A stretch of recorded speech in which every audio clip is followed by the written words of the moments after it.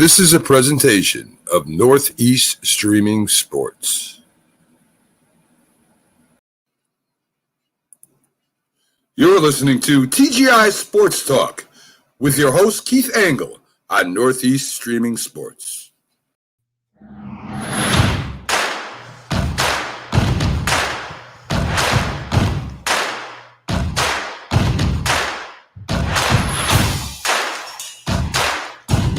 Good evening, college football fans. Keith Engel with TGI Sports Talk's College Football Huddle right here on Northeast Streaming Sports Network. How are you tonight?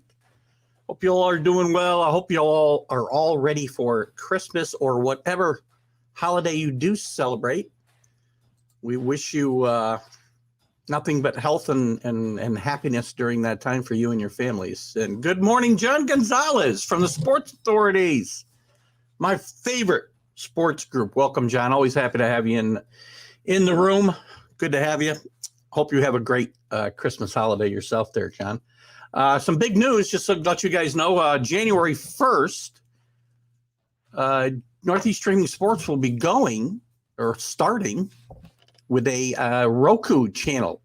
You'll be able to get it on your smart TVs, Fire Sticks. I know there's a Roku app. I just downloaded myself on my Fire Stick. So that'll be some exciting news and a whole new audience that we can reach. Our shows will be aired after we go live on Facebook and YouTube and Twitter and all the places that we go live to, say Wednesday at 7. We're still working out the details of when the different shows I have. This one, the Friday Are You Serious show with the Mad New Yorker, and the Friday Sunday Stream of Consciousness show will all air the same day as they are as we're recording them. So we can't wait for that. Great Christmas present, I guess, for us here at Northeast Streaming Sports. So I congratulate all my fellow shows, and we'll all be there and have some fun with that. So we look forward to that. Tonight, college football. Got some big news. I mean, we're going to talk a little bit about the early recruiting classes. We're going to talk about some last thoughts on the coaching carousel as it's come to an end for now. And some guys that might get poached by the NFL, we'll talk a little bit about that. We'll talk some about what else are we going to talk about? How that coaching carousel may have impacted some different conferences and some different things that came out of it, including potentially NFL opportunities, some opt-outs from the bowl games, including my first guest, Mark Mancini's favorite quarterback, and then big news with Texas A&M having to opt out of the Gator Bowl on New Year's Day or Christmas or New Year's Eve. I'm not sure what day that game was being played, but a big loss there. And then the NCAA has also brought in some new regulations, guidelines for potential COVID or other, because it's not just COVID, guys. It's A&M situation is COVID, opt-outs, and guys in the transfer portal, I think. So, there's all kinds of things that can get you. Good evening, Rick Sherlock. I've got, by the way, Army tonight, by the way, -7. Let me bring in Mark Mancini from Mancini Media. Hello, Mark. How are you? God, everything's going good, man. I've always loved this show. It's sweeping the country. I know part of your Sunday grind there, man. I am blessed. These listeners coming out, a little Christmas here feeling. Got the New Year's, baby. I'm revved up. We get down to Roku. I'm going to have to, get you a wardrobe guy and a hair guy and all that stuff now. We're going to have to, go professional here. Yeah. Lighting guy. I'll have to bring out the tie and everything. Listen, Jim Biringer is going to join us in a bit, and he'll join in on some of these topics that we're going to talk about. But I'll start with you because I know you're a big Pittsburgh fan and you're very high on Pickett. I hate this. They get to major bowl games, which, the Gator Bowl is still a fairly prestigious bowl game, and Pickett is opted out of this game. What are your thoughts on that? Well, you know, As a Pitt what's fan. happening with college football, it's kind of funny. If you're not bringing everybody to the dance, then you got people dropping off. If you brought 12 teams to the dance, Pitt would be playing Notre Dame now, and this wouldn't even be a story. They'd be fighting it out and seeing how far Pitt can climb the ladder to win a national title. But We when don't there's know not that, much though, at Mark. stake, nobody in the South cares about this game with two teams from the North going in it. You can probably get in there for $20, and Pinkett decides, you know what, if he's going to the NFL, he's not going to risk an injury. I can understand it. It's kind of dissatisfying for the people that want to watch this game and everything, but it started with, you know, putting this game down there in Atlanta, and nobody cares to see it. I mean, not like out here in Los Angeles, where you're going to pay $200-$300 to see Ohio State play a Utah team that has never seen the Rose Bowl this time of the year. So Look at, it's not like Pittsburgh has been seeing Rose Bowls and, national championship playoffs and all of that over the years. And, this is still a decent game to be seen on, I think it's New Year's Eve, I believe, right? If I'm not mistaken, right? New Year's Eve against Michigan State, who, by the way, so right now the two best players in that game are not playing. Kenneth Walker III is not playing for Michigan State. And, I know we kind of are getting used to this, but it's only a matter of time. And my memory may be escaping me here, and it may have already happened, but guys are going to be opting out of the semifinals and the championship games. What's one more game? You've risked your health, and improved your draft status through 12 or 13 or 14 games. I mean, why would we opt out of this game for anybody, though? It's another chance for Pickett. I kind of think they saw Matt Barkley a few years ago at USC that stayed in college a little longer than he should have, and you saw his stock go way down. So people are looking at it from all angles. If you get a major injury in this bowl game, you're done. I can understand where Pinkett's coming from. I'm not trying to be biased of Pittsburgh, but I can understand where he's coming from. And if there's nothing at stake here, I mean, this is the problem, He's not the only, there's some other guys that have opted out. I tried to find a complete list today. I couldn't even do it. There's so many, they do them game by game. So I didn't even compile a list, but almost every game except the national semifinals, there's guys opted out of it. And, some of these guys are opting out when they still got a chance to improve their draft stock. I think Pickett still had a chance to improve his draft stock. It's not like he's going to be a top 5 guy, but if he goes out there and lights it up against a Big Ten team, he's got a chance to put millions more in his pocket potentially. But I think, when you look at Pinkett, he's a sleeper. I know everybody likes the 15-minute, car chase, and we saw it with Fields. We've seen it with Wilson and all these guys. They haven't really done nothing. And we knew where Mac Jones was going to end up pretty much. We knew what he was going to end up to be. Look what he's doing with New England. He's on the verge of giving him a division title, maybe a number 1 seed. But I think Pinkett's in the same category. I like the way he's played at Pitt. He's kind of, a small city like that with no big distractions. I think he's taking it by storm, and I think this guy's going to be surprised in the NFL. Do you do you think him opting out here hurts or helps his draft chances at all? Either way. Well, I do, because, you got to look at it from like all angles. Like I said, I mean, you don't want to get injured in this thing. You don't want a Joe Theismann injury, because then you got to come up with a new career. Nobody's going to buy into you. So, you know what, to tell you the truth, to be honest, I probably would have done the same thing, saying if there's nothing at stake here, might as well protect my investment here. Nobody else is. Well, I guess that's one way to kind of look at it. But I'll tell you one thing, man. I'm really excited in Pitt. They got that USC transfer, Keaton Slovis, baby. Yeah, we're going to jump into the transfer portal here in a second. So since you bring that up, I mean, that's a big move. I mean, Slovis has played. He started at least 2 years at USC. He was a top-rated quarterback coming in there. That's a big move to be able to replace Pickett with a solid quarterback. Well, I don't know what kind of eligibility he's got left. He's got 1 or 2 years. Do you know? I think he's got 2 years. He was a 2019 freshman of the year. I like this kid a lot. Good upside and everything. Pitt's going to be in good shape next year. I mean, They really are. I mean, if this guy can slide in, and do what, on the same capabilities of what Pinkett did, keep your eyes on the Panthers, man. Yeah. You know what? That whole ACC, and we'll get into this a little bit as soon as Jim comes in as well. But we'll touch on this part. We'll talk some final words on the coaching carousel. I think the ACC is really stepped up a notch, with some of the coaching changes that have happened and taken place there with Cristobal coming into Miami.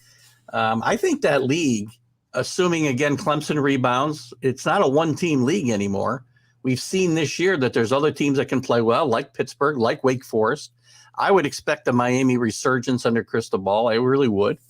And I think the ACC is one of the big winners of the college in the transfer portal. And also, well, actually, they could be a winner or a loser. We'll talk about that. And also the coaching carousel. I think it improves the stock of that league. And Dabo Swinney, who you can look at as a loser because he's losing some guys in the transfer portal. He's losing some coaches, but he promotes from within. And I think that keeps the continuity going in that Clemson program. And I see them rebounding strongly next year myself. Well, I do. And I'll tell you, the one guy I see really rebounding and making a name for himself, smart man, he didn't want no part of the SEC, was Lincoln Riley. And, when you look at the USC schedule, I think they open up with Rice. There's no Washington on the schedule. There's no Oregon. This guy can really make a dent, with USC next year. And let's call it like it is. The Pac-12 hasn't been relevant in quite a few years. Yeah, I agree. Well, with that, before we go any further, let's bring in the third person in this triumvirate that we've had recently and bring in Jim Biringer from The Last Word on Hockey. Yo. But he is a football man as well. So welcome, That's Jim. True. That's true. I am. Welcome, everybody. What's up? Wednesday night. You know what that means. We're back here, college football. We love I caught the last part what Mark was saying about Lincoln Riley and the Pac-12. I agree. Pac-12 hasn't been relevant in years. But if he can get USC back to what USC was before all the sanctions and before Pete Carroll left, then they're going to be fighting for playoff spot going forward, especially if there's expansion and then the Pac-12 becomes relevant again. So those are my thoughts on Lincoln Riley with USC and that schedule. Good point. Let's back up just a little bit. Mark and I were chatting about, I want to get your thoughts on this before we move on to some other topics. Obviously, some big opt-outs. I was talking to him about Pickett opting out for Pittsburgh against Michigan State. And you also got Kenneth Walker III. The two best players in the game are not playing. The only reasons to watch this game, probably. I mean, I don't like it. Mark thinks it's okay to protect his interests. What are your thoughts, Jim? I mean, I've never been a fan of it. I don't like it. I think it hurts the game, to be honest. The two biggest reasons to watch this game, like you said, were Kenneth Walker III and Kenny Pickett. I understand why guys do it, the draft stock and all that stuff. But the next workout, they're not playing in the Senior Bowl, so we know that. But so now everything's based on regular season tape and an exercise in shorts and no pads. And you're throwing to your own guys on your pro day. I would have liked to see them go at least a half, make this game interesting, because now this game, these two teams earn these, big bowl games on New Year's Day, and now, it's not even. I mean, it's probably going to still be a good game, but now it's battle of backups here, and it's a shame because those two players decided to opt out. I'm hearing other opt-outs for Ohio State against Utah, which is a shame because those wide receivers against that Utah defense would have been fun to watch, especially if all those guys decide to opt out. And I don't know if you guys touched on this yet in the program, but I got to feel bad for those kids at Texas A&M not being able to play. I was waiting for you to get here to talk about this. I do too. Let me just kind of set it up a little bit. So, As I mentioned at the top, Texas A&M is pulled out of the Gator Bowl not just because of COVID, guys, because of opt-outs, COVID, and transfers. I mean, guys going into the transfer portal as well. So all three of these things have led to this. And again, the Gator Bowl, this wasn't a Gator Bowl, was it? Gator Bowl. Yeah, they were playing Wake Forest. Gator Bowl, right. Playing Wake Forest. And I misspoke. It was the Peach Bowl that Miss Pittsburgh was playing. I called them in the Gator Bowl earlier. Yeah, so they pull out. Wake Forest got nobody to play. I mean, what are they going to bring in now? A 6 and 7 team to play there? I feel bad for the kids at A&M as well. But this is, again, why you can't have kids opting out when you got COVID situations. We're going to dive in after this conversation about the NCAA guidelines now for the semifinal and the final, which are kind of interesting as well. So again, I interrupted you before, but finish your thoughts there, Jim, on this whole situation with Texas A&M. Yeah, I feel bad for these kids because I saw this come across this afternoon. This was one of the games I was actually looking forward to seeing, what Jimbo Fisher was going to do with all these opt-outs. Let's see what they could do against a good Wake Forest team, though, their defense. Thanks, Rick, for a shout out there. But, staying here on this topic for a minute, I'd like to see – because Wake Forest defense was struggling down the stretch into the regular season, especially against Pittsburgh in the championship game. I'd like to see if they made any adjustments going into this game with Texas A&M. Texas A&M was playing hot. They had that loss towards the end, which kind of hurt them for the SEC title game. I was going to see what they were going to do there. But it's a shame. But it's also a shame for Wake Forest because they've earned this right to be there. And you're in a bowl game. And that's what I'm talking about. Like everybody says, play for the playoffs. Look, I know we've touched on expansion before, and we've kind of beat it to a dead horse. Who's going to say this is going to happen if teams miss the 12-team playoff? Yeah, it's a good point. I mean, the opt-outs, the transfer portal, everything's coming into play in these decisions. I have a question in regards to this transfer portal. Why is the transfer portal allowed to happen before these bowl games start? Why can't it end after bowl season? Why can't it start after bowl season? There's no reason it can't. I mean, there's plenty of time for these kids to make their decisions in January. It's not. I mean, theoretically, I guess they got to be in the school before. Well, they don't have to be in the school before summer, right? I mean, to me, I don't get it. Just like everything else, I don't get why coaches can leave before the season's out. Players can leave. You can't do this in any other sport that I'm aware of. But the NCAA and the football committees let them continue to get away with it. What are your thoughts on that, Mark? Well, I think what we really see here is kind of like, and we could take this, into the NFL when we had the Pro Bowl. You saw a lot of guys opting out of that, at the last minute. And, it was like, hey, I'm not going to get injured. And then we started to see him take the Super Bowl participants out of that. And then you didn't even really see a lot of the Super Bowl participants even playing in the game when they played it after the season. So I always thought, if the NFL was going to do this, now the college footballs, people are bailing. But, don't you think, and I don't want to switch subjects on this, if you're going to do the Pro Bowl, wouldn't you think that would be like a great mid-season thing? Yeah, but the thing is, the difference between the Pro Bowl and a bowl game, what's more important, an all-star game or a Pro Bowl? One's video game numbers. The other one, you're playing for something to end your season on a high note. They're two different games, but I understand your point they're trying to make here, and I get it. But it's a different type of game. I could compare the Pro Bowl to the Senior Bowl. That I could make that analogy right there. Yeah, I'm not gonna play Senior Bowl, but the Pro Bowl kind of thing, guys have always been opt out unless it was in like Hawaii because it was a great vacation to go to Hawaii. They wanted to go there, but yeah, like you said, none of the Super Bowl participants even go. But guys, now it's just like, to me, that's just a different subject for another they're time. They're not even playing the game anymore. Yeah, we'll pick that up on a Sunday show sometime. Yeah. How many times can a player keep changing schools? As far as I know, there is no limit. I mean, you can go to 4 schools in 4 years, as far as I know. Now you can. Before you couldn't. No. I mean, I understand this, and to stick to the transfer portal for a second, since we're on the topic, we'll go back to this. Topic about the. I don't know if I got the transfer portal up here. Anyway, whatever. We'll continue to talk about this. I completely lost my train of thought. What were we talking about? What was transfer portal? Transfer portal. That's all you got. Opt-outs, transfer portal. Being able to, God, change this is as many schools as many times as you want. This is why Prevagen needs to be a sponsor of this show, because I had a great thought, which is why I wanted to kind of regroup here. And now I don't remember what the hell it was. It was about the transfer portal. Somebody help me. Come on, Rick usually help me out here. Keith's all ready for the Vinny Testaverde look, Oh, man. my. He's got the Yeah, hurricane man, he's thing ready. going. Yo, he's ready for the U, baby. Shout out. We got a big game on New Year's Eve. Nobody will be there and nobody will be watching except me. Prevagen.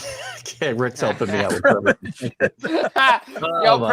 Prevagen is the new sponsor of the show. They gotta. I mean, I do not understand how they not have watched the show and said he's perfect for us. So, anyway, transfer portal doesn't matter. I guess this is where I was going. I got it.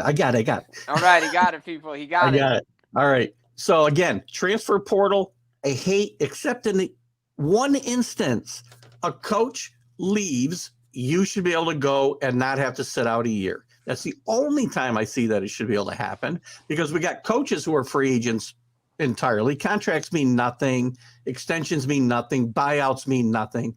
So I don't want to have a coach hung up. This kid at Jacksonville with Deion Sanders, you think he'll be there 4 years at Jackson State? No way. He's not going to be there 4 years. No way.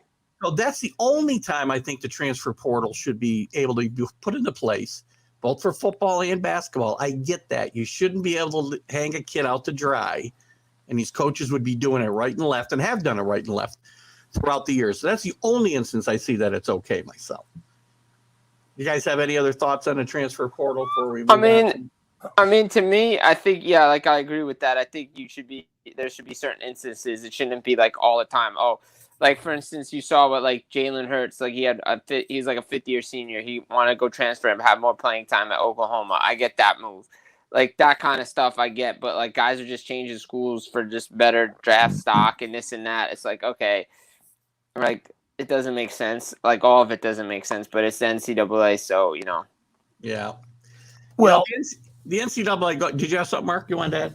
Well, I think moving forward with college football, besides all these portals and transfers and coaches leaving and everything, I think till they get a college football playoff thing where they bring in 12 teams, if I'm a coach, the first thing I'm trying to install in my guys is we cannot lose more than a game or we're screwed. We're not getting into this dance.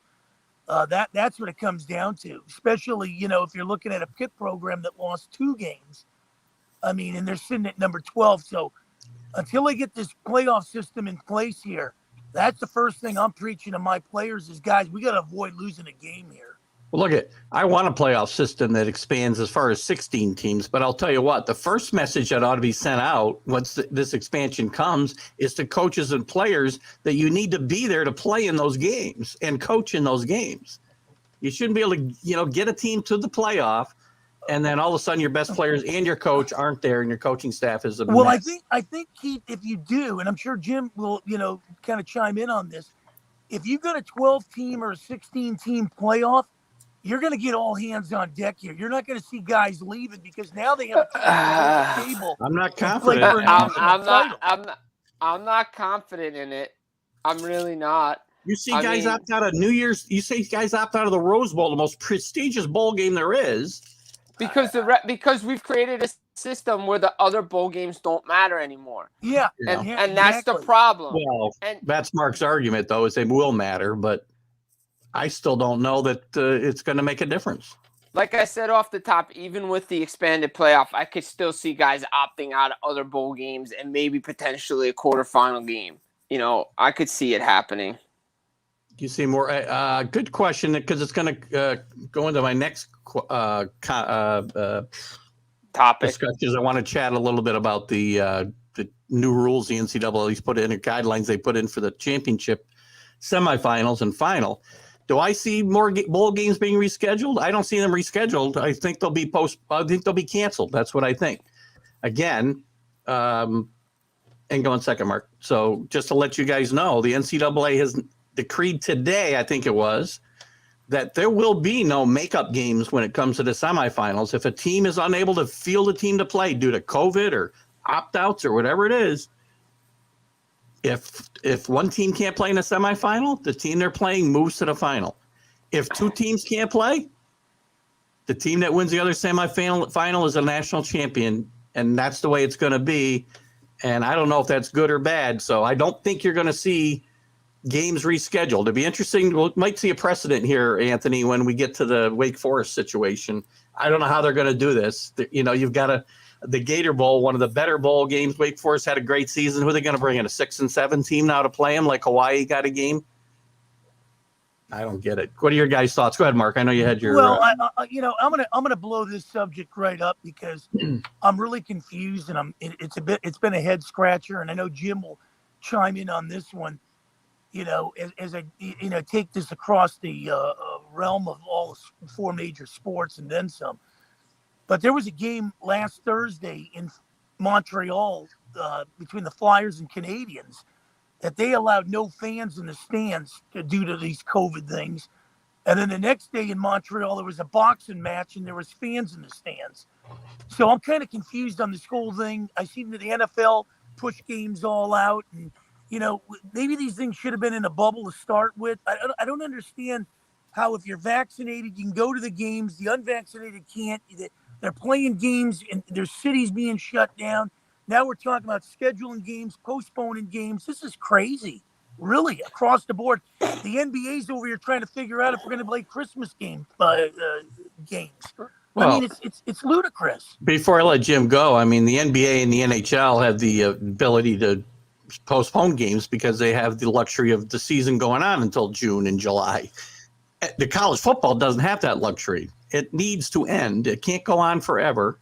And the NFL has stated, and that's for a different show, they were going to forfeit games, and the Super Bowl cannot be moved off the date that it is. And they've already now set a precedent that you might see the Super Bowl moved if things continue to progress the way they have. But let's stick to college football, and you can use the hockey and basketball analogy there, Jim, if you want. But what are your comments there? Yeah, see, I don't agree with the NCAA coming down and say winners just move on by forfeit. I think if you thought this was going to be a real problem, then you should have moved the games up. If we knew these games should have been playing after everything was announced. If you knew this was just going to be a problem, we should have moved the games up and played the games and been done with the season in December then, if that was the issue. Mm-hmm. I mean, if that's going to be the issue, then fine. But say for instance, I know everybody wants to say this is my team because this and that. God forbid something happens with Cincinnati, right? I mean, come on. They've worked so hard to get here, set the precedent for a non-Power 5 team, and then they can't even play the game. That's not right. They should be able to play the game, push the game back. You still have the rest of January. It's not like you don't have Mondays in January you can use. You still have Mondays. Yeah. It's not like the NFL is playing on Monday. Yeah. Good point. Well, they do play. They play this game on Monday. They play the championship game on Monday anyway. Right. So right. But say next week, come Friday, like we already saw with Alabama, one of their coaches has COVID tested positive. They're not sure if Bill O'Brien's going to be. Yeah. Bill O'Brien might not be there. That's kind of a disadvantage to them as well. But, it's not players right now. I want to see the games played. I don't want to see this forfeit stuff. I think you're going to see pushback from teams to have these games played because they've worked so hard to get there and not just have a forfeit. Good point. Well, I'll tell you what, it's going to be very interesting. And to Anthony's question, I don't doubt at all, based on what I've seen the last week, 2 weeks, that there's going to be there's not going to be postponements of these bowls leading up to the semifinals. I mean, they're either going to find somebody to replace a team if they can't play, or it's going to be, forfeited. That's all that's going to happen. Well, yeah. Which the rest of those games is fine, I suppose, right? But when it comes to that national championship semifinal, we need games to get played. I agree.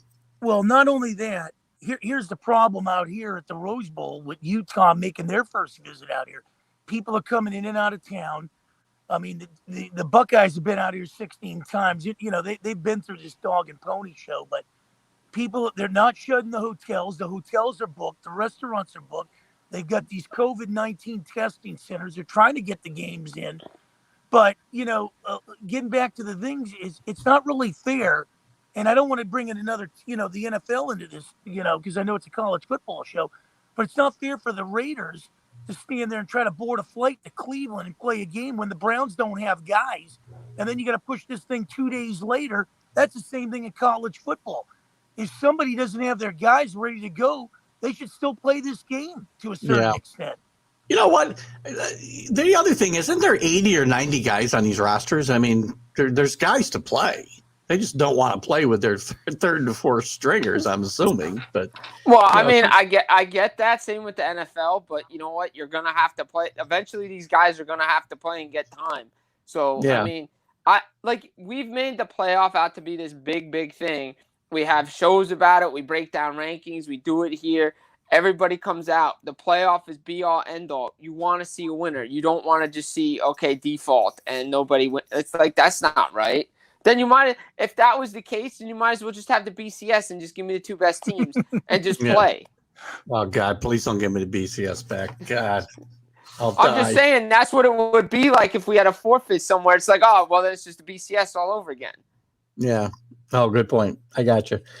I don't know. Let's move off to happier, for some people, happier topics, and for some not so much. Let's talk about who you guys see as the winners and losers of this early recruiting period. Myself, I'll give you the big winner. The big winner for me, Deion Sanders at Jackson State's the big winner. The big loser is Florida State, Mike Norvell. It's very simple, and there's other winners and losers, but the big ones to me are those two guys. And schools. I agree with that 100%. I mean, I love what Deion said. Came out and said he's like, we don't have money like Florida State. I mean, I don't know what people are thinking, but he wants to play for me. That's great. Like he was able to get the second best player in the nation to come to Jackson State, and because they don't have it's a huge win for them. But both those guys ain't gonna be there come a couple years anyway. Yeah. So. Deion's making a name for himself. But Florida State, again, we've talked about this before. We may go down this in another episode. The Florida recruiting, like these guys used to be the king of recruiting, and now they're just like I don't know what it is, but other schools have passed them by. Yeah, definitely, it's going to be a topic we tackle here once we get through the bowl games. I think when the NIL started, I was wishy-washy. I couldn't decide whether it was going to benefit the big schools or benefit the little schools. And I said that there was a chance that some of these lower tiered conferences could benefit because you get boosters who are willing to put up, because it's not supposed to be used as a recruiting tool. We knew that. That's what a joke. But some of these boosters would put up a bunch of sponsorship money for these kids in the NIL and legally do so legally, and be able to take kids away from the bigger schools. And now we're seeing it. Go ahead, Mark. Well, I think the real thing is I like to look in the trenches here. And I think with Lincoln Riley at USC and Chip Kelly at UCLA, I think nobody's really paying attention to these two guys. And, Chip Kelly, to break his thing down, they're 8-4. They win the bowl game at the Holiday thing in San Diego. He's put this team right on the map here at 9-4. But, when you really look at what Lincoln Riley's going to bring here, they're going to start to keep in-state recruits here with these two schools here. Keep your eye on USC and UCLA, because I think as these two coaches start matching wits with each other, you watch the recruits staying close to home, and I don't think they're going to go out, to the south as much. I think Lincoln Riley knows what he's doing here, and this guy's a good coach. Young whippersnapper, 38. Keep your eyes on these two programs, USC and UCLA. Rick brings up that Deion will be there till his two sons are done, but I don't know about. He could just take them with him, Rick. I mean, realistically, they just look at. I said on last week's show, I think, or Sunday show, I don't remember when. I said, look at Deion Sanders is going to be the next head coach at Florida State. I would tell you, you heard it here first. I wouldn't doubt it. His son's transfer the day he leaves. That's what I just said, right? Search for Green. Don't know who that is, but thanks for joining us tonight. That's a new handle, so thanks for joining us. And what about the other winners and losers? I mean, as far as the the recruiting wars go. Again, there's another recruiting period to go, but early on, I think the ACC loses because of Florida State. Obviously, Virginia lost some because of Bronco Mendenhall leaving, hurt them. They lost some recruits that they had counted on. So did Clemson. As he lost his coordinators, they also lost some recruits due to that. And as far as winners go, Texas A&M is a big winner. The SEC is a big winner. Texas A&M, Alabama, and Georgia, the rich get richer. And losers, I see, kind of, as I said, the ACC in general. And I guess it was Washington in the Pac-10, I think, had lost some big recruits to some other programs as well. What were your guys' thoughts on other doings in the recruiting world the last week? I know like some of the Big Ten schools did pretty well with some of their early recruiting classes. But like you said, the SEC always gets the class. But why do we always say that? It's because they win. Like SEC wins, they're the best conference in the nation. That's what winning does. You get the best recruits to come to your school. They may not play for a while, but they're part of the organization. And when the other guys leave, or they put in their system and they play for a little bit, they can go someplace else. You see it. So they know how to develop those players. It's like a feeding. We don't want to say college football is like the minor leagues for the NFL, but the SEC feels like it is. Yeah. What are your thoughts, Mark? Well, I'm going to be biased. I think Pitt did real well. I mean, Ducey's done well there. They lost Whipple. I knew you were going there. So yeah, they lost Whipple there, and that was a big loss. But, getting Slovis in there to compete, I like that. I like the Panthers. I mean, the ACC did take a hit, but, who knows? Maybe we'll see the Panthers run a little roughshod there and pick up some steam. But I think that was a good one. Slovis decided to come there. There must be a pipeline going from USC to Pittsburgh because Max Brown went there a couple of years ago. That's a good point. And Search for Green brings up Notre Dame winning. At least they broke even. I mean, they lost a couple with Kelly, and I know Freeman held on to a couple or gained two. So again, probably a trade-off. But again, with the Marcus Freeman hiring, I think that's one of the pluses that they were able to hold on to some of the recruits that they may have very well have lost more than two if Marcus Freeman wasn't hired as the head coach. So probably a good situation for Notre Dame overall. I guess to kind of segue off of Mark's switching from the recruiting wars to the transfer portal, let's talk about some of that. We got some big news. Slovis, as Mark talked about, going to Pittsburgh was a big story. Shane Rattler, who we all thought was going to go to the West Coast, ends up at South Carolina, which is a good fit for. To be honest with you, Shane Beamer's done a great job there. He's 6-6. May not look like much, but from where he came from with that program, he's had a really good year this year, and he might it might be just a place for Shane Rattler to get out of the spotlight a little bit and surprise some people next week or next year. What are your guys' thoughts on that and maybe some other transfer issues? Go ahead, Jim. Yeah, I mean, Spencer Rattler to South Carolina was really good. I like what they're doing there in South Carolina. Like you said, it might not be much, but it seems like each year they're getting a little better and competing. At least they're competing better than they did instead of getting blown out all the time. But it's interesting because you'd wonder if Rattler would have followed Lincoln Riley to USC. I was wondering if that was the case because he recruited him Oklahoma, but I guess he did. He felt maybe Lincoln Riley, since the benching in Oklahoma, he maybe didn't think he would be. Plus, what USC's got coming there, quarterback wise, I don't think Rattler would have fit in over there as well. But that was an interesting name in the transfer portal. This is Kenny's actually put this up. Kenny talks about Nix did not go to Stanford. Nix went to Oregon, which I think is a very interesting move. That was crazy. Bo Nix went from Auburn to Oregon, which is very interesting considering Mario Cristobal just left for Miami. Yeah. To go back to your just real quick, Mark, we go back to your Rattler comments. I saw no way he was going to follow Lincoln Riley to USC. He showed no confidence in him, and obviously that wasn't going to happen. If anything, he was going to go out to see Chip Kelly and battle against Lincoln Riley for a couple of years. Go ahead, Mark. Yeah, you definitely took what I was going to say. I thought the surprise was if he wasn't going to USC, I thought Chip Kelly was going to get him. I didn't think South Carolina was even in this mix because, that was a shocker right there. I think it's a great move for Shane Rattler to get a little bit more under the radar. Yes, the SEC is a big school, big league and all that. We get that. But, you don't get the same spotlight on you at South Carolina as you're going to get at Oklahoma or even out, Alabama and the other big SEC schools. I think it's a great place for him to rebuild his confidence. And that's an offensive league now. And I think just like the Big 12 was. So I think he'll do very well there. So he's not going to get himself in trouble down there. Well, no, he's not. No. I know I've mentioned this before. If you guys haven't ever watched the Netflix show QB1, go back and watch. They haven't had a season in a while because of COVID, but it follows these high school recruits, the top quarterback, some of the top quarterbacks being recruited by schools.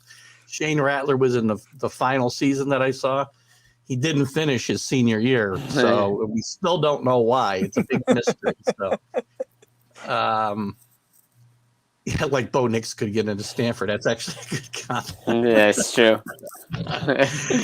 Who else in this portal is? We got 5 minutes for Mark, right? But who else you see in this transfer portal that could make a difference next year? There's still some big names out there, by the way, with quarterbacks. You still got Thompson from Texas is transferring out. He's a good possibility. Emory Jones is leaving Florida. Zach. I'll never say his name right, from Texas A&M, Calzada. He's transferring out. Had a big game against Alabama and beat them. So he might actually be a big name to watch as we go forward. What other takeaways or things to watch for with guys that are still be available do you guys see? Well, I think the situation at Arizona State's going to be interesting. What's going to unfold over there. Maybe guys are going to be moving out of there, and I like Daniels a lot there. So hopefully they can kind of get that thing on even playing field there. I love Arizona State, but man, it looks like it's been getting ugly there. What other anything else you want to add to the transfer portal discussion as far as players moving? Yeah, it's gonna be interesting where the quarterback from Texas A&M goes because he did beat Alabama. Yeah. So that's something you want to keep an eye on. Maybe a big name school, maybe an SEC looks out for him, or he goes someplace else. It's interesting because there's so many good players from like Texas A&M that opted out or went into the transfer portal. Yeah. That it's something about Jimbo Fisher. I mean, I know you always heard rumblings about it in Florida State, but now it's kind of coming to the forefront. Guys maybe not wanting to play for him. I don't understand like all these guys transferring out of a good program like that. He's obviously a great recruiter. He has one of the top recruiting classes year in and year out. The kids leave after a year or two, so maybe he's not a good guy. I don't know. Yeah, there were rumblings at Florida State, but never anything came to the forefront. But now you just see all these guys leaving, and it's like, okay, is it something about the coach, something not mixing? But I don't understand why these guys are leaving anyway, because Texas A&M could come back and have a great season if they kept everybody. I agree. Listen, I know we're going to let Mark go in a couple of minutes here. So when I'm going to put you on the spot again, like I did last week, Mark, I'm going to need your lock and your don't be surprised if, but you can only pick games that happen until we're on the air next week. Next week, we'll have some really good games to look at. We'll look at football games probably next week. But give me a lock between now and next Wednesday. Well, I think the Holiday Bowl is going off by then, so I'm gonna take UCLA. I think they get to 9-4. I think that's my lock. Yeah, I can't find where they're playing, but I'll take your word for it. They're playing before we play next week. Yeah, I think they're playing before that, so I'm gonna go UCLA. And the other one, geez, don't be surprised if we have another upset. I'll tell you one thing. I had Fresno State the other day against UTEP. I didn't see that coming. And, that was a shock there. But UTEP's a tough little squad there to give them a run for their money. So, yeah, I bet. I don't know. I mean, it's hard to pick that. Don't be surprised if, but my lock is UCLA. What do you got, Jim? I'm going to keep you on for a bit after we lose Mark, but what do you got for your lock and your don't be surprised there? Man. I'm going to force you to pick some other games in a little bit. All right, let me see. Let me pull up the schedule. Let's see what we got. I like I'll give Army you my tonight lock. against While you're Missouri. doing it, I'll give you my lock. My lock tonight is Army tonight. Yeah, over I was gonna say Missouri. Army tonight. I like Army tonight agast Missouri. Like There you I go. really That's my like that lock. team. That's Wow. one of the games I like to this week to watch tonight. Always gotta love Jeff Monk in there. It's some of these games are just what. I know. I think Last I week know we'll like do this, dear. Some of these Don't games be- are just going to let you in free, just to, so they don't look like I a know. chair. Like, you know what? Don't be surprised if Houston beats Auburn. Wow. That's a good one. I like that one. I'll give you one. I'm just saying. I'm just saying because the way Houston's been playing, they had that 11-game winning streak before they lost to Cincinnati. American underrated. I wouldn't be shocked if they pulled off the upset. That's a good one. And I'm going to take, don't be surprised if, this is going to sound strange.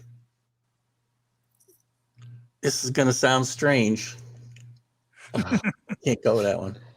I got to make sure I'm taking a dog, really, when I say don't be surprised if. And last week I got killed because I took Old Dominion. They got Wow. They got killed. They got killed. Yeah. All right, here we go. I'm going to say don't be surprised if Western Michigan beats Nevada in the That's a good one. Quick Lane Bowl. We all are excited for the Quick Lane Bowl. We know that. So, hey, I had the Jimmy Kimmel. I was all over the Jimmy Kimmel Bowl, just an FYI. I had that one nailed. Wow. There you go. That was a crazy There you one. go. You didn't even tell me who played in that, Mark. What are you kidding me? Utah let State you go, and Mark. Oregon State. I know we got to let you go, Mark. You got it. Good job. I know we got to let you go. What do you got coming up this week we need to look for? Tomorrow we're in Philadelphia. That should be an interesting show, and taping an XM, and then a couple days off. I want to wish everybody a Merry Christmas. Can't wait to see you guys when we come back to start the before the whole New Year's thing. Stay safe, everybody. Love you dearly, and a lot of hot cocoa and opening presents. Merry Christmas to you, Mark. We'll miss you Sunday because we won't have our stream of consciousness show, as I said, but we'll see you in a week, and we'll recap then. I love you both, man. Keep up the good work. Your godsends. All right, enjoy that. New All right, grandbaby have a good one. All right, bye-bye. And now there were two. All right. Let's see. What else did we want to chat about tonight? A couple of things I had, and if you got anything you want to bring up, is there any topics you want to chat about that we haven't talked about? I think we've hit. I mean, we've hit a lot of it. So I wanted to talk about this, and I wanted to get Mark's input on this, but I'll get yours. So the coaching carousel's kind of come to a standstill. All the jobs are full. Right. I got a couple of comments, and I want to dive into because we still have one more blip in the coaching carousel, and that's when. This is NFL firing season coming up. Oh, and there's yeah. going to be a few guys' names that are going to come up when these jobs come open. Before I get to that, though, there's a couple things. The coaching carousel, I think, really impacts the ACC a lot. Big changes in the ACC from the coaching ranks, with Virginia getting a new coach, Marco Cristobal coming back to Miami, and Dabo Swinney losing both his coordinators, his longtime coordinators, who he's managed to keep there and keep that staff together, and he's decided to do what he's done before, and that's promote from within. So there's going to be a lot of dominoes that fall in the ACC. I think that carousel really affects the ACC, but I think we're going to see it's in a positive way, and the ACC is going to bounce back for what people are looking as a down year. I don't know, just because Clemson was off this year a little bit, I don't think it was necessarily that bad a year in the ACC. But I see it affecting the ACC in a positive way. Any thoughts on that? I mean, I wouldn't say the ACC had a down year. I would say that it was a competitive year.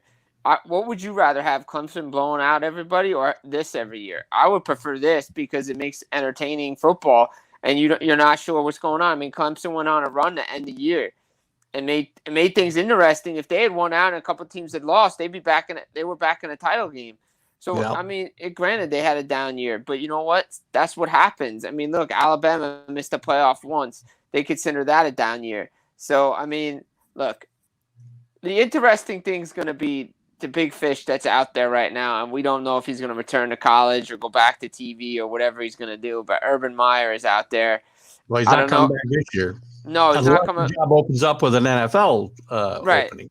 Exactly, but we'll see if he ever goes back to college or just does TV or whatever he does. But yeah, it's definitely. I think the fact that Dabo Sweeney lost a lot of his coordinators, I think that he's promoting within. I think they'll be okay because the system doesn't change, and it's Dabo, so he's a good coach, and this is where we see it all the time with Alabama. How many times Nick Saban loses an offense coordinator the next year? They're fine.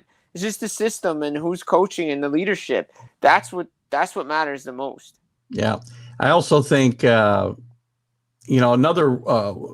winners in this whole carousel this year were defensive coordinators and defensive coaches. As a rule, I believe there was 10 defensive assistants that were hired for jobs, including Marcus Freeman at Notre Dame that we mentioned earlier, and some others.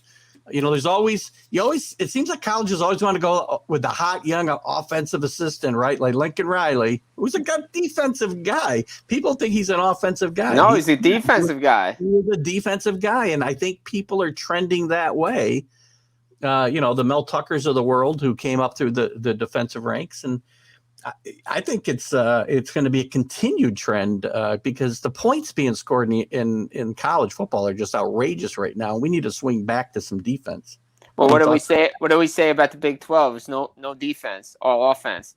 I mean, a lot of leagues. A lot of leagues like that. It's all offense. Like it's like these numbers. There's no defense. Alabama steps up when they need to. Tight games. SEC still plays some tight games. Depends on the team, but like Big 12, no defense. Like it's literally just video game numbers all the time. The Big 10, you could see when the snow comes and the weather changes. That's when like defensive games, it just becomes in the trenches. But I agree. I think everything's going to start swinging the other way with more defense. You're going to definitely see some offense out there, but you see the best teams know how to have a great balance on both sides of the football. Yeah, and I'll tell you one other group that's very happy with this carousel recently, especially this year, and that's the agents out there because coaching salaries in the NCAA are through the roof. When you've got guys like Mel Tucker getting $10 million a year. What about James Franklin? James Franklin getting a big raise for going 11-10 the last 2 years, right? You got coaches like Hugh Freeze, Dave Aranda, and I'm trying to think of the guy's name of Boston College. Jeff Hafley, and PJ Fleck at Minnesota, all getting ready to have signed or gonna sign big extensions. Dave Clawson at Wake Forest. We talked about the ACC. I think Luke Fickell's up for an extension. I would say they will probably look to extend him after the season. And if you are and by the way, you've got guys like Kirby Smarter making below the average. Yeah, I know. The average coach's salaries here, at least the high-end guys, and they're going to be in line for a big pay raise. So to be an agent for these coaches today, and the other part of this is we're going to talk now about some guys that get mentioned for NFL jobs. I don't know that they're going to be jumping to the NFL because of the money's better in college, and you may see guys going the other way. I think guys are definitely going to go the other way, look to go the other way. I mean, the thing is, in college, if you win at a program and you can establish, and I understand there's some places there's a lot of turnover, but if you're an established name and you can establish the program, you're going to get to be there for a long time and be able to do what you want on the college level instead of doing. You can't. The difference is college coaches can pretty much control everything within their little bubble and their team and set the rules. In the NFL, it's a whole different game because the players basically can do whatever they want. And the coach does have a say, but if you're a college guy, you just can't come in and have the college way there because it's a different type of locker room. Right. So I definitely could see other guys going the other way, for sure. Well, I'm not saying guys on the hot seat, Rick. I'm saying guys will leave and not take college or NFL jobs because the money's better in college. I'm not even saying that. No, guys who stink like Matt Nagy are not coming to the big college team. Now, the other side is, as always, when a guy flames out as badly as Urban Meyer did, we talk about how college guys can't make the transformation, but Kingsbury's doing it in Arizona. Jimmy Johnson surely did it pretty well in Dallas quite a few years ago now, but there's been Barry Switzer did it with Dallas. Who gets no credit, by the way, but won a Super Bowl. Sorry, Dallas fans. I know you think it was Jimmy's team, but he won it with those players. Troy Aikman will tell you that Barry Switzer didn't have anything to do with it, but sorry, he had to have something to do with it. I mean, look, you go back to that, but the difference was those guys got to do it their way. Like Jimmy Johnson was the general manager and head coach of the Dallas Cowboys, and he butted heads with Jerry Jones because Jimmy wanted to do it his way, but it won. And the problem is Jerry Jones can't get out of his own ways. He can't fire the general manager that is Jerry Jones. But guys have done it. Like Nick Saban. If Nick Saban did the right thing in Florida with the Miami Dolphins, he still might be with the Miami Dolphins. I say it all the time that if he picks the right quarterback and it was Drew Brees, history would be different in the NFL and the NCAA. Right, exactly. Maybe he doesn't go back to yeah, it could have been. He might have lost a lot of AFC championship games to Tom Brady and the Patriots, but that's true. But the Dolphins might have been competitive, but it's been done. It's just the problem is the recent things haven't worked out because after 1 year, guys just leave and want to go back to college. Yeah. Because they don't let it ride out because they can't get their way, the new way of player and the new way of developing. And it's different in college. You can clearly see it. Yeah. Well, as jobs come open, as they are certainly going to come open here in the next several weeks in the NFL. Let me get Larry Frank's in tonight. Hello, Larry. How are you tonight? And he says they're winning the game of college football with the transfer portal, which we talked about earlier, Larry. You're definitely right. Making a business for these kids who are not before they're mature enough to be in it. I agree, Larry. I mean, again, you got kids with the NIL and the coaches making $10 million. It's getting out of control, and it's obviously a business. Kenny Gifford talks all about, it's all about the money, and I agree. Always tried to separate whatever sport we're talking about from the money and everything else that goes on in it, the sport from that. And it's getting harder and harder to do because, as we talked about earlier, we're changing subjects a little bit, but I did want to address Larry's comment. As I talked about earlier, everybody's a free agent every year, players and coaches. They can go wherever they want, whenever they want. Right, exactly. But it's funny because we say it's a business, yet the college players don't have a union yet. That's the next step. Well, that's next. I mean, we're only a step away. We're only a step away, but every time it happens, it gets denied because they say it's amateurs, and but they are, but yet they don't honor things like these guys that opt out. It's like, oh, you're going to honor your scholarship, or you're going to pay it back because you're opting out. No, so you should be playing. Like we cycle back to the top where these guys should be playing in these games because they've committed to this school. You got recruited to do this. But you decide, oh, well, my future is better. Okay, that's fine, all well and good. But then you should be playing at least a half. Yeah. They spent 29 years basically fighting, or 28 years fighting the Ed O'Banion lawsuit about name, image, and likeness. That's where this all started. Ed O'Banion at UCLA basketball was suing them for using his likeness in a video game, and that's where the whole thing started. And the NCAA fought them forever, and they finally had to renege this year. So we'll see what happens with the unions and whatnot. Exactly.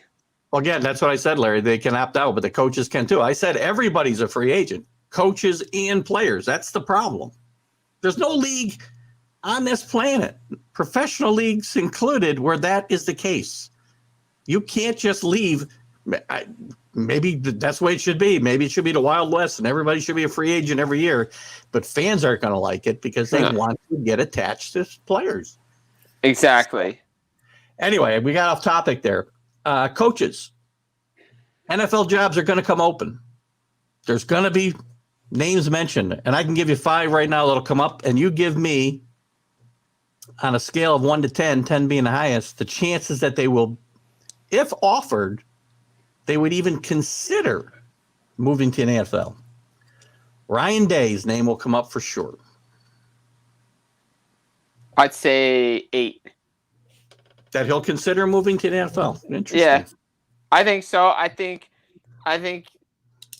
he might get to a point where he's like, I've done all I can do. I mean, he hasn't won the national title with Ohio State yet, so maybe after that happens, he can move out. But I could definitely see, like we say it all the time with these coaches in the NCAA, they're going to consider, and then eventually they move. It's going to come to a point where Ryan Day is going to want to challenge himself. A guy who could be there for a lifer, be with Ohio State, but does he want to challenge himself at the next level? Yeah. Matt Campbell, Iowa State. I'm going to give Day a 5, by the way. I'm only going to make it 50-50 about Day. Yeah. Matt Campbell. No? No, I don't think so. I don't think Matt Campbell's going. I'll make that a 4. Leave this one to last. Jeff Brom was a name that'll sneak up on people. He's been mentioned before. Done a great job at Purdue. He's never going to be able to win that league, right? But Jeff Brom's had some good offensive success there, and he's got the quarterback pedigree and the type of guy NFL owners love, like Kingsbury in Arizona. And I think that's an 8 myself. That often I could say 7. I could see 7 on him. Okay. 7 for Jeff Brown. I like what he's doing at Purdue. I think what he's done there. I mean, maybe not this year, but maybe next year. Pat Fitzgerald at Northwestern. I maybe say 4 on Pat Fitzgerald. I think I'm going to make it a 9. I'm going to make a bold prediction. He goes. Pat Fitzgerald is the next coach of the Chicago Bears. Ooh, I could see that for sure. That's my bold prediction for the night. Luke Fickell. No way. He stays in Cincinnati. His name will come up. You know that. But I think he's staying in Cincinnati. Yeah, I think he's a 2. And then, interestingly enough, I saw this on a list today, and I'm a little surprised given his flame out in Florida. Dan Mullen, I would have to say he's a 10 because he doesn't have a job. I would say he's a 10 too, but what team is he going? Where is he going to go? I mean, Jacksonville. I don't know anybody's going to offer him, but he's come up now on some people's short list of potential jumping from college. I don't know if you can really classify him as jumping because he doesn't have a job. So yeah, I mean, he's a free agent, so he can choose whatever he wants to do. But if anything, I think Dan Mullen may try to go back to college. If anything, I think he may take a step back somewhere. You know what Mullen can do. You know what Mullen can do? Maybe take an offensive coordinator job in NFL. You know what? Dan Mullen's going to be a great coach at places like Mississippi State. Lower level Power 5 schools. He would be a very good head coach, but in the playing in the big time with the big boys, he's just never gonna be that guy. He's just not gonna be that guy. And another reason I don't see him really ever getting an offer in the NFL. So no. All right. So now I got to bring you to the portion of the show that you're gonna hate. We're gonna look at the rest of these games until next Wednesday. Next Wednesday, you're gonna have a lot more fun. Yeah, because next Wednesday we get to talk about the New Year's 6 games. We get to talk about all the good games, including the New Year's 6, the semifinals. We get to talk about a lot. So let's start with tonight. I think we both picked Army. Yeah, I like Army tonight. I like Army over Missouri, especially with Missouri's quarterback not going to be playing. Tomorrow night, I like to give the bowl names. I love it. The Frisco Football Classic. North Texas against Miami of Ohio. Yeah, we got Maction tomorrow night. We do it. We got a couple of games tomorrow. We got a game at work tomorrow night, actually. Is it both those schools in the MAC? Those schools are North Texas plays in. Good question. They play in the. I think they play in the Southwest. Conference USA. Conference USA. Feels like Maction, though, tomorrow night with both those schools. I'll take North Texas. I like North Texas tomorrow night. All right. I'll take North Texas, I think, in that game as well. How about scroll down. Sorry. UCF in Florida. I'm going to take UCF. I like Central Florida tomorrow. Yeah, UCF as well. I hope I get a line on that game because that's one I'd want to bet, I think. Hawaii, Memphis gets to go to Hawaii. Hawaii's 6-7, but you know what? They always play. They get to play because they get people in the stadium. That's why they let them in. I think this is the game they added. I'm not even sure. This is it, isn't it in Hawaii? Yes, it's definitely in Hawaii, and that's the only place for Hawaii. I think Hawaii wins at home. Got to take Hawaii at home for sure. Georgia State. That is the Easy Post Hawaii Bowl, by the way. Yeah. In the oh my God, the Tax Act Camellia Bowl, which sounds a little weird to say. I must be saying that wrong. I hope. Georgia State at Ball State. I like Georgia State here actually. By the way, Georgia State, Trey Helton.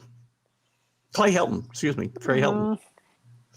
Yeah, I go Georgia State. I mean, I know Ball State's been pretty decent this year, but I like Georgia State. I like them. The Quick Lane Bowl, which I've already picked Western Michigan to upset Nevada. I like Western Michigan too. I think they were in my bowl picks that I did. I took Western Michigan. So the Military Bowl, which we'll give a little respect because it's called the Military Bowl. Boston College and East Carolina, fairly evenly matched team. Boston College got healthy. I got Boston College in this game. I've liked what they've done all season. I like what they're doing. Yeah, I think that team could be a surprise in the ACC next year. You've already picked this game. This is the Pickett Smarter Birmingham Bowl. Houston and Auburn. You like Auburn? You like Houston here, right? I like Houston. I mean, like we've talked about all year. I think the American is so underrated. There's so many there's good teams there that they just don't give them any credit. And Houston played Cincinnati close in the American Championship game. So I don't understand why, people are down on the conference.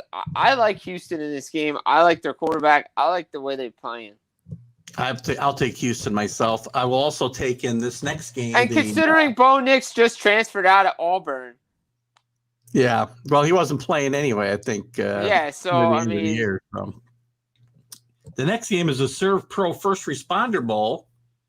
Air Force and Louisville. I'll take Air Force here. I like Air Force. A good coach, underrated. I really want, I'll say it one more time. I sound like a broken record.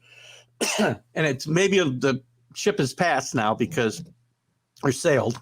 I wanted the AAC to put all those military schools in that conference. Navy's already there, but Air Force and Army, and how fun would that be to get those teams in the same league and fighting for conference championships? I think it'd be a lot of fun. Plus, if all those schools are together, they'll be playing for 2 trophies. Exactly. Yeah. That'd be cool. I like that. That'd be cool. I'd be down with that for sure. There's my weekly pitch for that, which will probably never happen. Mississippi State and Texas Tech in the AutoZone Liberty Bowl. We're starting to get some names I recognize. No, these are games I like. Mississippi State. I will. This is the Mike Leach Bowl here, so it's going to be an interesting game. Texas Tech played better early in the year. I'm going to take Texas Tech, but I think this game's going to be about 55-50 myself. High scoring affair. I like it. Yeah. The Holiday Bowl, speaking of high scoring bowl games, Holiday Bowl usually is one of the more exciting pre-game lead ups to the big bowl games. The Holiday Bowl's historically been a shootout. This year we got UCLA and North Carolina State. I didn't want to go against Mark when he was here, but I will take North Carolina State in this game, and I think it could be a high-scoring affair. Yeah, North Carolina State played really well this year. Yep, 9-3. 9-3, had a chance to win, chance to play in the ACC title game if they had won a couple of games, right? They were until the end. They got beat. They beat Clemson this year, but they lost to Wake and a couple games near the end of the season, which kind of hurt their chances. But much improved team. I'll take Chip Kelly and UCLA in this game. All right. Fair enough. And the last one I'll make you pick tonight is the Guaranteed Rate Bowl. Oh, good God. West Virginia and Minnesota. It's an interesting matchup, at least. I love PJ Fleck a lot. Yo, PJ Fleck, you got to roll that boat all day with PJ Fleck. Yeah, I just waiting for him to get that Minnesota team over the hump. They had an up and down year this year. some good games, some bad games. They Year, were be- in the year South. before they had a better season. The year before COVID. Last year they weren't that good. The year before that, they were COVID, really good. Yeah. I'm going to take Minnesota in this game, though. Yeah, PJ Fleck all day and rowing that Just boat in because I want to Minnesota. see him run through the locker room and jump into the mosh pit of players like he likes. I love it. I love what PJ Fleck does. I love that Minnesota team. Good coach, underrated coach. That's a guy that could be in Minnesota for a while. What kind of parting shots have you got for us tonight, and or what else would you like us to look for this week before we get to next week's show, where we'll really get to talk some meat and potatoes?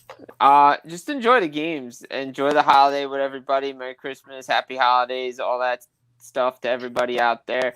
If you're watching the games, enjoy it. I mean, you got Army playing tonight. Watch what Army does. They were on a big stage. Yeah, they lost to Navy, but you know what? Jeff Monken knows how to coach this team, and they've always bounced back well from a victory. It's always funny. My dad and I always say when we're to watch the Giant game and the Rutgers games, they should play more like Army, just run the ball because they can't pass. Absolutely. Yeah, always root for the military schools in these games. Always root for them. You gotta, Army, soft spot for Army. So check it out. You're gonna have some good games. There's gonna be some games. This is it. Right now, we're just getting. This is the the appetizer to what we're gonna get next week. To what the semifinals and the New Year's Six games. That's what everybody is looking forward to in college football. And to me, one thing I gotta say, maybe we'll bring this up on another show. Maybe we'll bring it up next week. I don't know. But to me, I think some of these bowl stats shouldn't count towards regular season stats, because if they're going to count towards regular season stats, then we should be voting for the Heisman after everything is over. Good point. We'll have to have that conversation. Jim, thanks for coming in. As always, you and your family have a great Christmas, safe Christmas. We'll be back Wednesday, and we'll get to talk to meat and potatoes. I screwed up not getting you on the show Sunday. We had so much to talk about in the NHL, and I just missed the boat. So my bad. I kind of got way late Saturday, and I probably could have got you on at the last second. I didn't want to bother you at the last second, but we'll get you on. We're not going to be on this week because of the holiday, and I got some commitment Sunday morning, but we'll get you on in 2 weeks and catch up on. Yeah, we'll catch up on. There's a lot of stuff to talk about on the National Hockey League level of things. Since there's no hockey, why don't you go watch some college football? I will give a shout out, even though this isn't the Sunday show. Go check it out. Boxing Day, World Junior start. It's going to be a fun tournament. Kids play for pride. So that's going to be fun starting on Sunday. So that's fair enough. Great. That's my parting shot. Have a great weekend, a holiday and a weekend, and we'll see you next Wednesday night. We'll really get into some meat and potatoes, have some fun. Thanks, Jim. Absolutely. Always a pleasure joining you guys. And again, have a Merry Christmas and Happy Holidays, and be safe out there. All right. Have a great one. Bye-bye. Jim Biringer for the last word on hockey, but he's one of our first words on college football here. Thanks to Jim and Mark tonight. I think it's indicative of the lack of action and lack of news in college football that we haven't had a lot of comments. Usually at this point in the show, I'm going back and catching up on comments. So some of you are still there, and you've got a topic you want to bring up, feel free to do so, because I will stick around till the bottom of the hour. Couple of things I wanted to chat about and didn't get to tonight. What was it? We talked about a lot of the stuff. I'll tell you, back to the Dion thing. I'll talk about that for a little bit. And again, if you guys have some topics you want to bring up before we get to the bottom hour, I'll be glad to tackle them. The whole Dion thing, Dion's done a really good job at Jackson State. I think people looked at him as a joke when he took it. Again, we're not talking about a major college football team here, but he's turned that team around. He's gotten them, even before this signing, he had gotten Jackson State some really good publicity.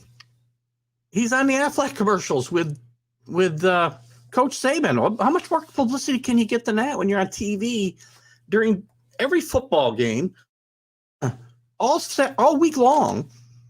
You get to see him in that blue coat and the swag going, and he's done a tremendous job, and he's one of the big winners of this whole college football season. But, kids aside, I don't think he's staying there. Rick, if you're still here, I mean, I know he probably does. Any dad, I think, would want to coach their kids through their career, and I'll be very honest with you. I'm not sure how good they are, but wherever he goes, they'll go with him. And I really think, Dan he had his name out there, not because I don't think people are necessarily bringing it up seriously for the USC job and it might have been the TCU job. There were some other jobs that his name was bandied about, but Dan is definitely positioning himself to be a big-time college football coach. I really believe that, and I got to believe that he wants this road to lead back to his alma mater at Florida State. So that's what I would keep my eye on. And I would think that Travis will be going along with him, and his kids will go along with him, without a doubt. Again, as long as the situation is what it is in college football, where everybody's a free agent, that thing that Larry Frank spoke about, it's not good, but it's a fact. Every kid and every coach is a free agent every year. Scholarships mean nothing. The commitment schools make to a kid's education means nothing. Contracts with coaches mean nothing. Extensions on those contracts mean nothing. Buyouts on those contracts mean nothing. And I do not think it's good for the game of football, as Larry's brought up, a lot of people have brought up. I think there's situations where, again, kids should be able to move, and the transfer portal works. When a coach leaves you high and dry, that's a place where a kid should be able to get out of there and go someplace else. When a coach has come into your living room and said, "You're my man, I need you to come here, and I'm going to build you into a great football player over the next 4 years," and then that coach is gone, either before he gets out of the kid's driveway or at the end of his freshman season, or whatever it might be. That kid should not be stuck there, and he shouldn't be penalized like the NCAA used to do and make kids sit out a year at least. Should not have to do that. I was going somewhere else with this, and now the Prevagen need is there again. Talking about the free agents and the players and the coaches. The playoff. So if the playoff comes, you guys all know that I've advocated for this 16-team playoff that I was threatened a lawsuit about because, it was intellectual property of some guy who wrote a book about it 20 years ago that his mom bought. Because nobody else has ever thought of this idea. 16 teams, all the conference winners get in, 6 at-large teams, whatnot. Or 12 teams. I don't care what it is. When this is adopted, and it will not be if, it's going to happen. Maybe not till the TV contracts expire in 2025. I don't know. But it's going to happen. Once this happens, we can't have this mass exodus of kids opting out of the games and the transfer portal, kids entering it before the season's over, and coaches leaving after they get their team to the playoff and not coaching in a playoff. You can't have a 16 or 12-team playoff or even an 8-team playoff, and 2 or 3 or 4 or 5 or 6 of the coaches aren't even coaching their teams. And the best players on those those teams aren't playing. And I don't know I don't know how the NCAA can enforce something to keep these kids in school. I don't know. They're in school. I'm not saying they're out. Yeah, like they're going to class after they opt out of bowl games, right? But it needs to end. I don't know what the NCAA can do, but maybe it's just a matter of if you stop the coaches moving first and make them honor their contracts and honor the commitment they made to kids that they recruited at school, then the kids won't look to opt out and the kids won't look to enter the transfer portal. Maybe you can tie the opting out to the NIL money. If you opt out, you forfeit any NIL money that you got. Maybe there's an idea that we'll bring up and we'll talk about on future shows. Again, I'm not a rocket scientist here, but it just popped in my head. What about that? Bo Nix, I guarantee, has probably signed an NIL. Not Bo Nix, Pickett. Kenneth Walker III. They likely have some kind of NIL contracts and took in some money this year. Well, how about you forfeit that money if you don't finish the season? Not through injury, but through your own volition. Because you didn't want to play in a playoff game and put yourself at any further risk. Well, you'll risk this money if you do that. So maybe that would be a way to nip this in the bud a little bit. The bowl game so far, nothing's really excited me. I guess we had a good game the other night between, let me go back here. There was one good game I thought might be worth chatting about. Oh, it was the Coastal Carolina Northern Illinois game, which was the exciting Tail Greeter Cure Bowl. It was an exciting game, 47-41, probably the only game to me. I mean, UAB beating BYU is an upset, obviously, and that's fun to see. Excuse me. But the rest of these games, man, just have not. I bet a couple here and there. I did bet Utah State over Oregon State, so that's had some interest for me. But the game wasn't terribly enthralling. Last night San Diego State beat Texas San Antonio, which was an exciting game since San Antonio's had such a great year, as has San Diego State, quite frankly. And the knock was that the San Diego State offense was not very good, but they came out and scored 38 points last night, so good for them. Wyoming with a big win, 52-38 over Kent State. The games will get progressively a little better as we head towards next week. Once we get to Christmas, well, Christmas Day, we don't really have any good games. But once we get to next week, Tuesday, Wednesday, you get some really representative football games. And then we get to the exciting New Year's Day 6, the semifinal games. There's a few games we'll cover next Wednesday before we get to those. We've got. I wish I'd gotten Larry Sorensen on tonight actually to chat a little bit about the Gator Bowl situation. And it's such a shame for Wake to be in this situation now with no opponent. If they get an opponent, it's not going to be a representative team.